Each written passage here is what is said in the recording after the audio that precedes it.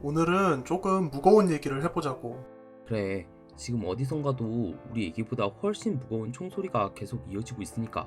최근에 러시아가 동원령을 선포한 뒤로 우크라이나, 러시아 양측의 대립이 더욱 격화되었잖아. 그치, 동원령과 동시에 러시아가 우크라이나 점령지를 합병하기도 했고.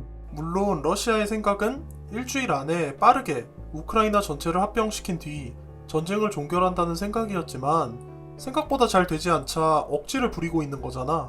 솔직히 많은 사람들이 우크라이나가 러시아를 상대로 이렇게까지 선전할 거라고는 생각지 못했을 거야.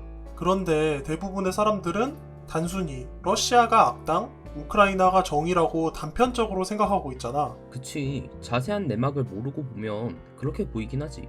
오늘은 러시아가 대체 무슨 이유가 있어서 이런 끔찍한 참상을 만들어냈는지 자세히 한번 알아보자고. 그래, 오늘은 조심스럽게 검색해보자.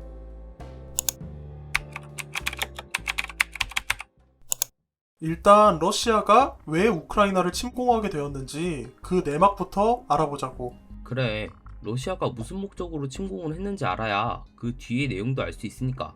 러시아가 우크라이나를 침공한 이유는 크게 두 가지라고 볼 수 있어. 첫 번째는 수도 모스크바를 나토의 위협으로부터 안전하게 만들기 위해. 두 번째는 얼지 않는 부동항을 얻기 위해. 일단 첫 번째부터 알려줘봐.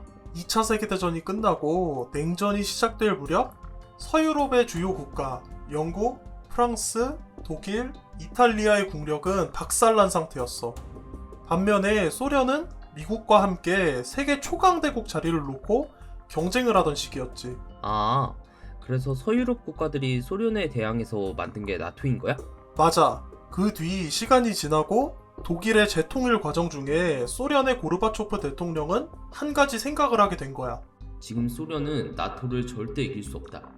그렇다면 적어도 나토가 러시아 주변 국가까지 확장이 되면 안 된다. 나토와 소련은 한 가지 암묵적인 룰을 정하게 돼. 나토는 동진하지 않는다. 또한 소련도 공산주의를 퍼뜨리지 않는다. 그런데 지도를 보면 러시아 바로 옆 발트 3국의 나토 가입은 허락해놓고 왜 우크라이나는 안 된다고 하는 거야? 발트 3국이 가입할 시기에는 나토와 러시아의 관계가 상당히 좋았던 시기였어. 이 시기에 러시아는 나토 정식 회원국은 아니지만 평화를 위한 동반자국에 가입하고 협력할 정도로 관계가 좋았었거든. 근데 이 모든 관계를 틀어버린 사람이 그게 푸틴이었구나. 푸틴이 집권하고 러시아가 어느 정도 경제력을 회복하자 다시 확장주의적 행보를 보이기 시작한 거야. 이 상황에서 우크라이나가 나토 가입을 시도하려 하자 침공을 하게 된 거고. 우크라이나의 나토 가입 시도가 모스크바에 위협을 가했다는 거야? 지도를 보면 키이우와 모스크바의 직선 거리는 750km 정도밖에 안 돼. 심지어 그 사이는 전부 평야고. 러시아 입장에서는 굉장히 위험하다고 느꼈을 수 있겠네. 러시아는 국력의 대부분이 모스크바에 집중되어 있기 때문에 모스크바 바로 옆에 우크라이나가 나토에 가입하는 걸 무력으로라도 막으려고 했던 거지.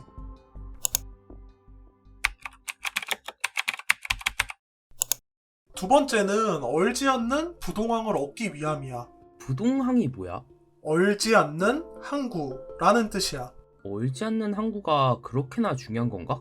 항구가 얼어버리게 되면 해군의 작전 능력이 현저히 떨어져. 그렇지 않아도 육군 위주의 러시아가 해군력이 더 약해지게 되면 미국을 상대로 견제할 수 있는 수단이 아예 사라져버리거든. 미국을 견제하는데 굳이 해군이 필요한 거야? 미국 자체가 세계 최강의 해군 전력을 보유하기도 했고 미국이 유럽을 도와줄 수 있는 수단이 바다를 통한 수단밖에 없으니까 그나마 미국과 유럽을 견제하려면 얼지 않는 항구가 필요한 거야. 근데 저기 블라디보스토크 항구도 안 얼잖아. 저기 쓰면 안 되나?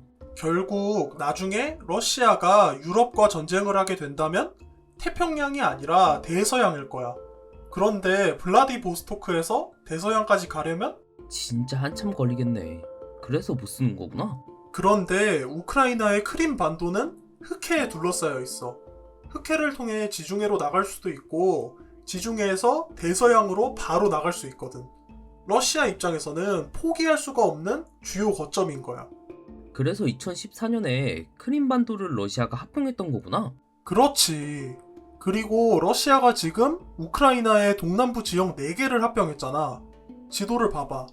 왜 그렇게 욕을 먹으면서까지 억지로 합병을 했을 것 같아? 이렇게 쭉 이어져서 크림반도까지 육로로 이어지네. 이걸 노린 거야? 맞아.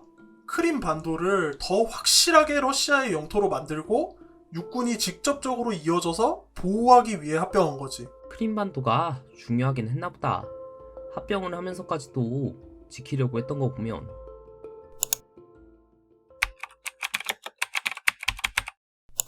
그런데 크림 반도를 지키기 위해서만 합병을 한 건 아니야.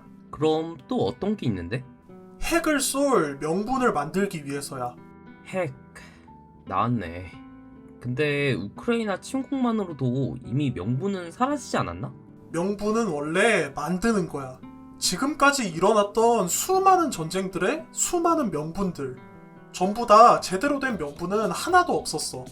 사람이 사람을 죽이는 데에는 명분 같은 건 없는 거니까. 그럼 합병을 했다고 해서 핵은 어떻게 쏘는 거야? 합병된 영토는 어찌 됐건 러시아 법으로는 러시아 영토가 된 거니까 우크라이나가 합병당한 지역을 탈환하려고 하면 러시아의 영토를 지킨다는 명분으로 핵을 쏘려는 거지. 아, 그러니까 지금까지는 그냥 점령한 영토에 불과했는데 러시아가 이제는 정당한 우리의 영토니까 빼앗으려 한다면 핵을 쏘겠다, 이 말을 하는 거 아니야? 맞아.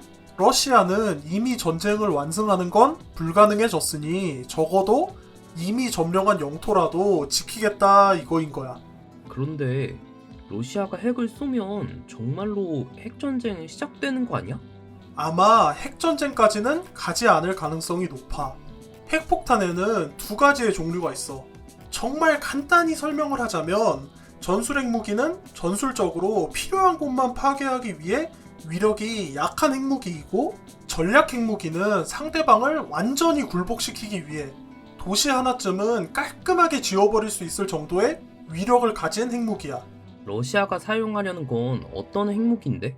아마 적은 위력의 전술 핵무기를 우크라이나가 더 이상 진격할 수 없게끔 위협용으로 발사할 확률이 높아. 전술핵을 쏜 뒤에 우크라이나와 협상을 하려고 하는 거네. 아마 미국, 러시아 둘 다 본인들의 강력함이 한순간에 핵으로 지워지는 건 원치 않을 확률이 높으니까 미국도 핵보복보다는 우크라이나에게 러시아와 협상하고 이쯤에서 마무리하자 라고 할 가능성이 높아. 핵전쟁만큼은 정말 벌어지지 않아야 할 텐데.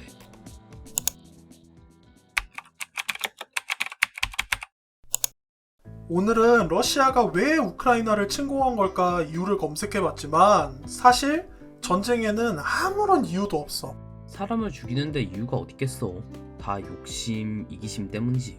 사실 인류 역사상 이렇게까지 평화로운 시대가 없었잖아. 우리 모두가 평화의 소중함을 알게 되었으니까 이젠 우리가 그걸 이어나가도록 노력해야지. 러시아도 전쟁을 그만두고 다시 평화의 시대로 돌아갔으면 좋겠어.